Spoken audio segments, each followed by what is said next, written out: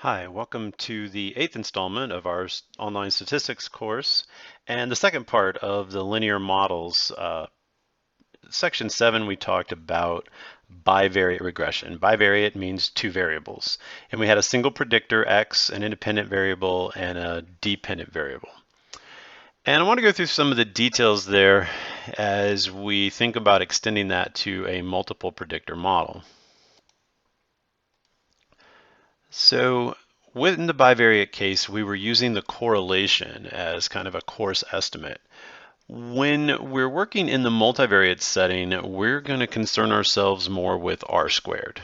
R squared is going to be a measure, R squared is going to be a measure of how much the entire model accounts for, how much variance the entire model is accounting for. And remember, in the bivariate case, it really is just the square of the correlation coefficient. When we have multiple predictors, there's some interference that gets in the way, so it's the variance accounted for is not just the sum of the R squareds from the bivariate cases, because the predictors are usually intercorrelated. So there's some variance that they're both fighting over or accounting for. So we have to sort of get rid of the variance accounted for by one variable as we're estimating how much additional R squared we get from adding a second variable. Now we're going to move on and talk about some calculations. And so I want to give you some notation that is important in the notes. So when I have a data set, I think of it as a vector. We can also use a capital X for it. And it just has components, x1, x2, up to xn. So these are my x observations, there's n of them, and these are my y observations, and they're in the vector y. And I can create a deviation vector. What do I mean by that?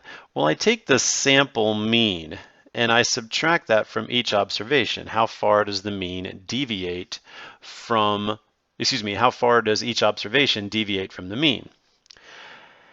And I can do that and create a deviation vector for x. I can create a deviation vector for y. And you'll see why I'm doing that in just a minute. It's going to help us understand why r can be thought of as a cosine.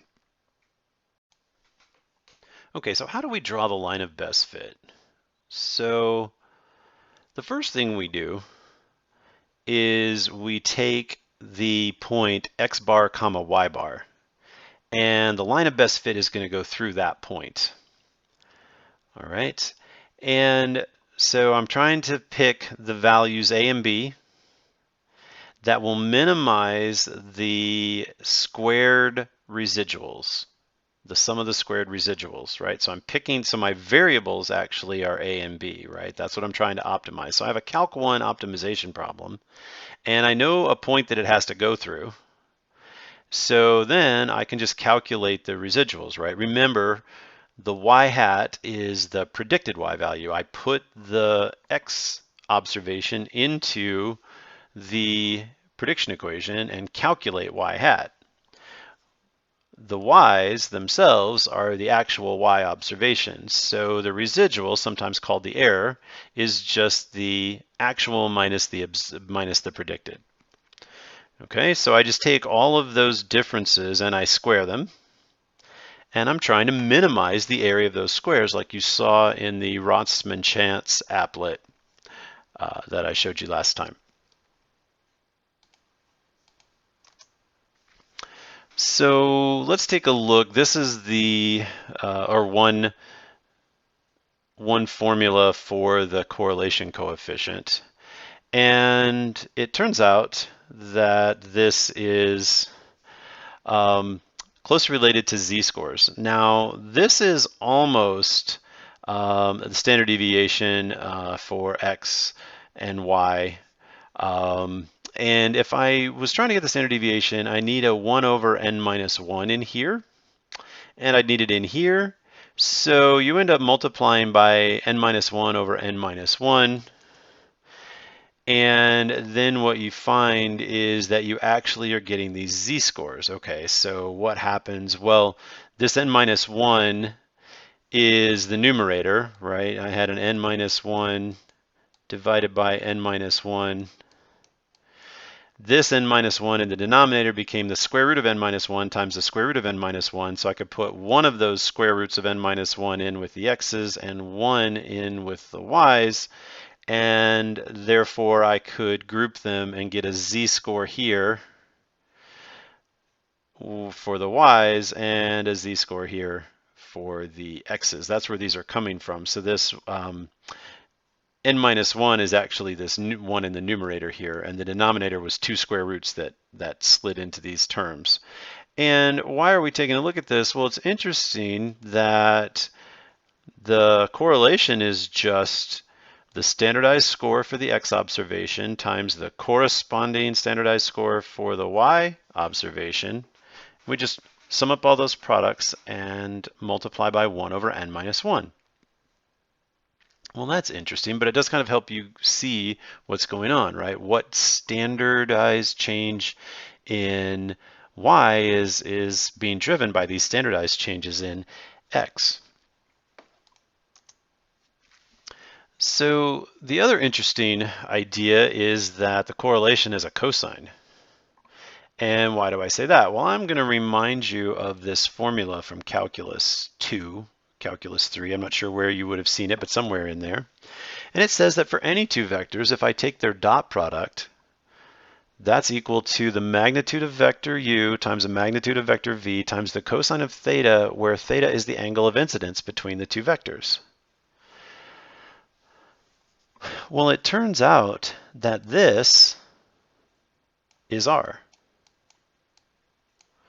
Okay, so if I take the deviation vector for x, right, and dot it with the deviation vector for y, so remember the dot product, I take the components and multiply them together, and then I'm summing them up, right? So I'm summing up the product component-wise. So the left-hand side is just the deviation vector for x dotted with the deviation vector for y. And then the magnitude of a vector is just the vector dotted with itself, right? That's why the squared is here. The vector dotted with itself and all those products added, and then I take the square root. And the same thing for y. And if you divide through and take care of some work, right, then you get the surprising result, at least for me, that the correlation r is the cosine of theta, which is the angle of incidence between the two deviation vectors. The angle of incidence between the two deviation vectors. Well, think about where the vectors are pointing, right? If there's a strong correlation, strong positive correlation, the vectors will be pointing roughly in the same direction, right? And if they are, then theta is going to be close to 0, and the cosine of 0 is going to be equal to 1. So strong positive correlations where the vectors are pointing in the same direction are going to be close to positive 1. Well, what about other situations? Well, what if the vector, say the deviation vector for x, is pointing in nearly the opposite direction from y? What's the angle theta going to be then?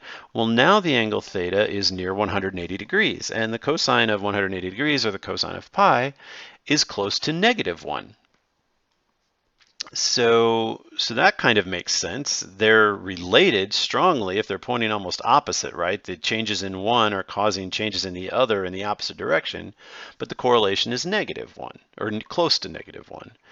And then the final one, right, what happens if they are perpendicular? Well, if you've had linear algebra, you'll know that vectors are independent when they're perpendicular because changes in one won't affect the other, right? Think of this as in the x-axis, right? And this vector can move all around, still be at 90-degree angle to the vertical vector, and none of these changes that I make to this one will affect the one that looks vertical here, right? Because they're 90 degrees apart. So when I have a cosine of 90 degrees, that's 0, right? Cosine of pi over 2 is 0. So when the vectors are perpendicular to each other, the cosine's close to 0, and there's no relationship at all. So I think that's really interesting mathematically what's going on with the cosine, and I thought I'd share it with you. It's not really going to help you on a test or to run these statistics, but I think it does help you understand why why the correlations have to be no smaller than -1 and they can't be any larger than +1, and why and r close to 0 means we have no correlation, no relationship between the variables. So in statistics textbooks, you will often hear that R it's unitless, and I suppose that's true, but it is a cosine, right? And this just explains what I went through on the other slide, right? When it's close to 1, that means they're pointing in the same direction. When they're pointing in opposite directions but are having an influence on each other, the correlation is close to -1. And when they're independent, the cosine is close to 0. But I do find this context really helpful. Next, I'd like to think about what happens when we add a constant to each component of x. And the answer is nothing. If you think about it, we've just shifted that vector up by a certain amount. So let's take a look, right? Suppose that I am adding the same value k to each observation. What's going to happen to the average? Well, the average is just going to be whatever the old average was plus k, right? And then what happens to the standard deviation? Well, the standard deviation won't change, right? The standard deviation between these values, well, they're still the same distance apart, right? I've just added k to both of them, so their distance hasn't changed. Their deviation hasn't changed, right? Because the deviation was x1 minus x bar. Well, I added a k to the x1, I added a k to the x bars, so the deviation hasn't changed. I just add a k and then subtract out a k. So if the deviations haven't changed, then the standard deviation hasn't changed either. So adding a constant to each value of a data set doesn't change anything about the correlation. And the mean just has k added to it, and the standard deviation doesn't change at all. So what about if we apply a positive linear transformation? Now it's important that it's positive, and I'll explain why in just a second. But now what we're doing is for each value of x, we're going to add the k, which we talked about before, and now we're going to multiply by a positive constant c. C has to be greater than 0. All right. So what's going on? Well, the new mean is going to be the old mean times c. Right? Why? Well, because each value, each observation has been multiplied by c. So if you think of the formula for the mean, I'm just factoring the c out of the numerator. And then I just have the formula for x bars. So z bar is just equal to c times x bar. And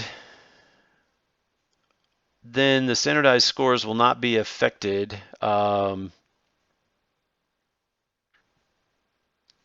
by these positive linear transformations. Oh, why negative? Why not negative? Well,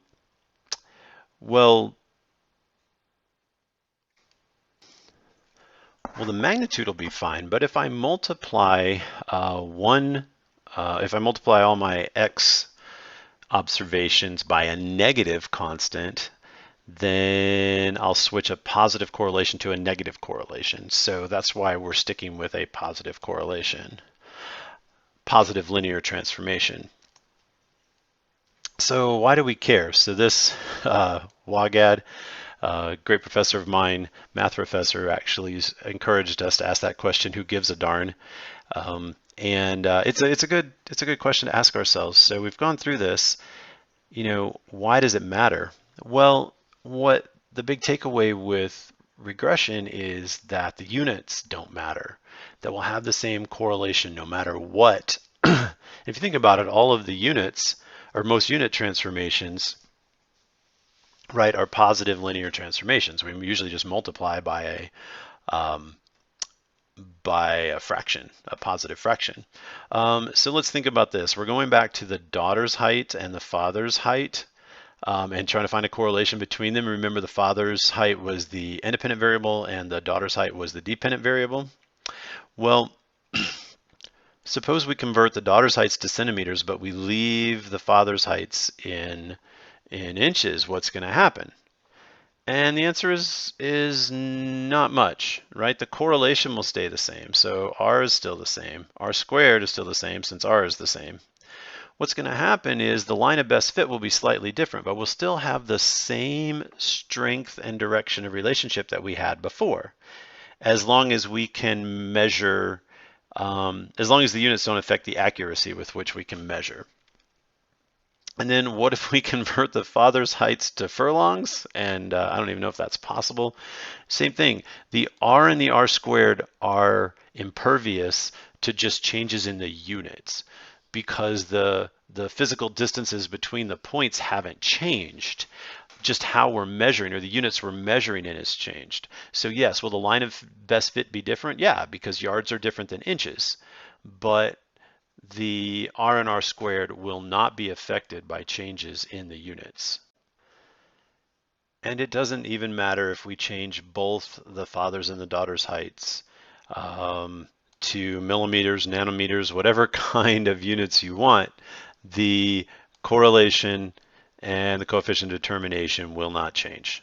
Just the line of best fit parameters to fit those units. All right, so I mentioned this at the beginning, but here is a few relationships that we should know about. So we talked about this in the context of performing a linear regression t-test for the slope.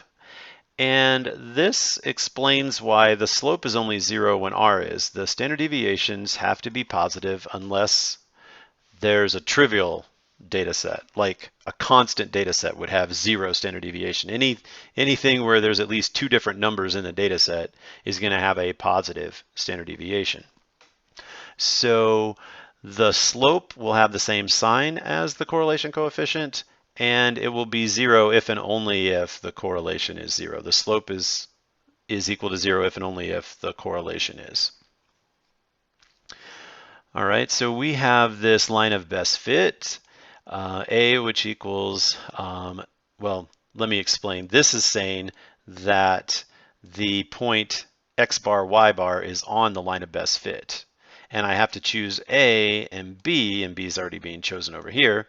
I have to choose A and B to minimize those squared residuals. Also, I want to make the point that we have parameters. Remember that we've always used the statistic x bar as an estimate for the population average mu. Okay, and the same thing's going on now. We are going to use the statistic r as an estimate for rho. We're using the statistic alpha, the A is the statistic, alpha is the parameter, and B is the slope statistic, and beta is the slope parameter. All right, usually the things we write in Greek letters we don't know, so we have to use something to estimate them. All right, so I showed this formula before, but we have this function that we're trying to do calculus 1 on. We're trying to minimize the sum of squares, right? This residual sum of squares. And if you think about it, remember that calculus, both differentiation and integration, works really well with respect to sums, right? I don't have to, I don't have a sum rule. I only have product and quotient rules, right? Because I can just take the derivative piecewise with all the different terms in the sum. Okay, so we can actually understand the calculus that's being done on the RSS equation. Again, it's just like calculus 1 optimization, where you are trying to find either a maximum or a minimum. And those maximums and minima, right, maximas and minimas, they occur where the slope equals 0. So we're taking the first derivative, setting it equal to 0, and we're looking for these max and min points. And specifically, we're trying to minimize this, minimize the residual sum of squares. Okay, so there's a little bit of Calc 2 or Calc 3 in here because we're actually taking partial derivatives. But if I take the partial derivative of this function with respect to a, then a is the only variable. right? And I treat b like a constant. And here, when I'm taking the derivative with respect to b, I treat a like a constant and b as a variable. And if you do that and follow through what it means, oh wait, and we're also going to need the second partial, right? So that's what this says, the second partial of the function with respect to the variable a. And we find that we will have a minimum. This is the second derivative test, the Calc 3 version of the second derivative test. And what does that show?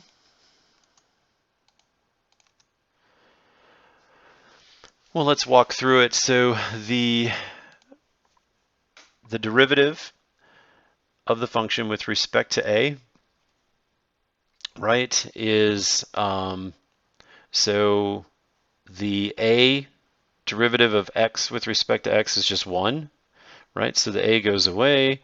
There is an x, sorry.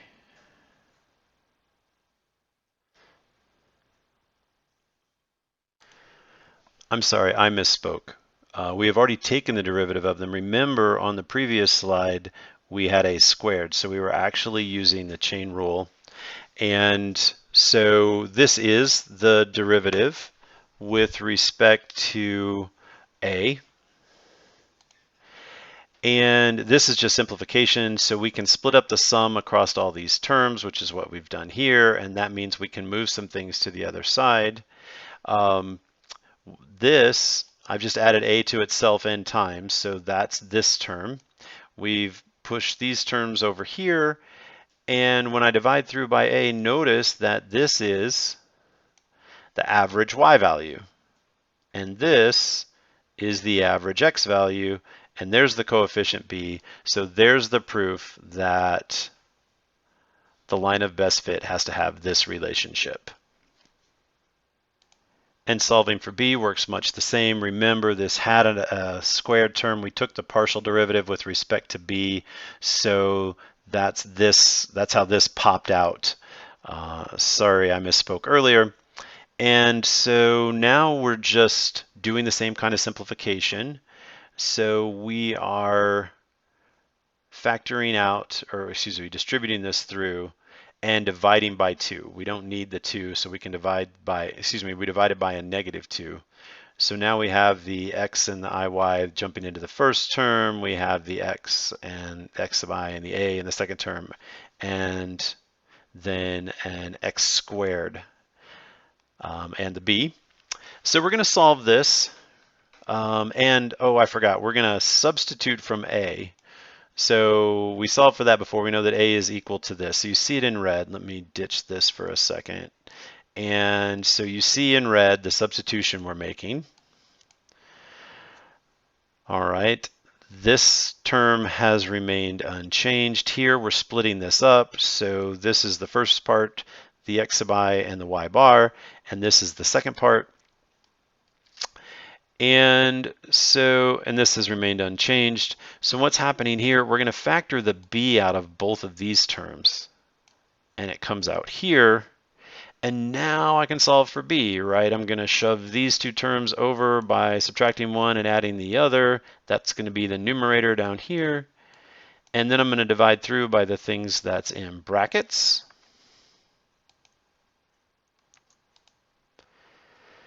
Right? And then one of the famous tricks in mathematics is to add a well-chosen 0, and that's in red over here. And it turns out that if I do it just right, then I can pair things up, and you can follow this through. This is where I wanted to get. Why? Well, I add another well-chosen 0, and I'm going to simplify the denominator. And so what I've done then is I've managed to get to this, right? A little bit more algebra, and I'm not going to go through every step. I do have them all written out here, and you can look at that. But this proves that, in fact, the slope does have to be equal to the correlation times the standard deviation of y divided by the standard deviation of x.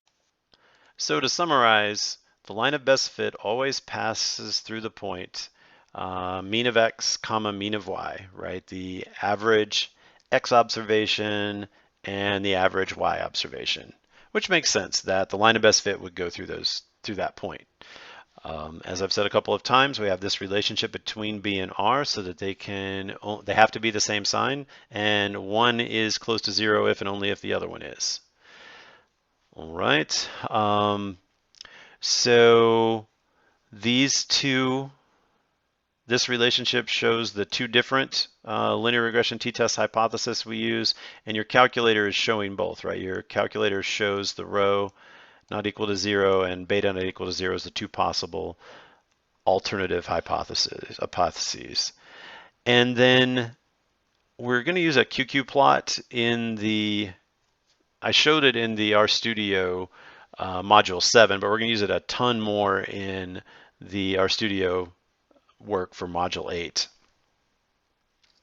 But if we have a problem with the normality assumption, then we don't want to use a linear regression t-test or a linear regression t-interval.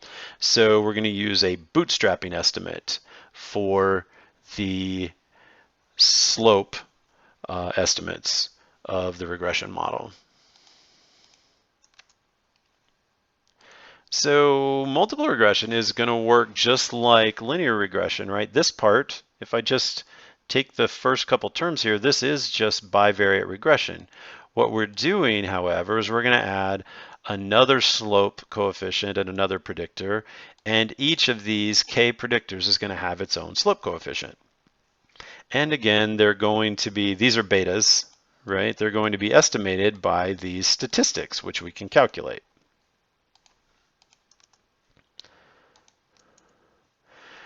So the multiple R squared that we get from our statistics output is going to be a measure of the amount of variance accounted for by the model as a whole. All right, so if we had an R squared of 40% or 0.4, right, we would say that these K predictors, this model is accounting for 40% of the variance in Y.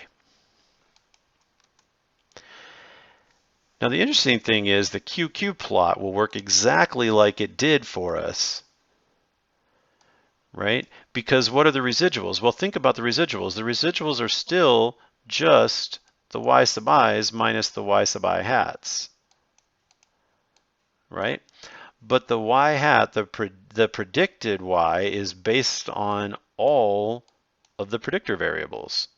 So we still have this assumption that the residuals, these are the residuals, will be normally distributed. But we can still check that with a QQ plot, no matter how many predictors we have. So in some ways, linear regression is not going to get any harder than it was before. So if you take more advanced statistics classes, you're going to talk a lot about the general linear model. Now you'll notice, if you recall from module 5, that that's supposed to be S5, not 55, but we actually used the R function LM to do ANOVAs. We created the model with LM, and then we did ANOVA on the model. So I only point that out because it turns out that these linear regression techniques and ANOVA in the multivariate world, they merge into this general linear models. And it turns out that we can add category variables, grouping variables, into a linear model and run it just like a regression. So now the interpretation is a little more difficult. For example, let's suppose you had something like male and female. You have to decide which one is causing positive changes and which one is causing, which one is causing increases and which one is causing decreases in the dependent variable. But still, we can get a coefficient even for category variables. It's a little harder with multi-level category variables, but like I said, if you want to take a more advanced course, you'll learn about how to merge these numeric and category variables into the general linear model. So we're taking a pretty in-depth look at linear models because they're extremely important. So really dig into the modeling in the RStudio version. I've got a couple of pretty cool examples using the data 3350 personality variables. So enjoy it. It's a lot of fun and it's not that much work. At least not for us. RStudio does it all.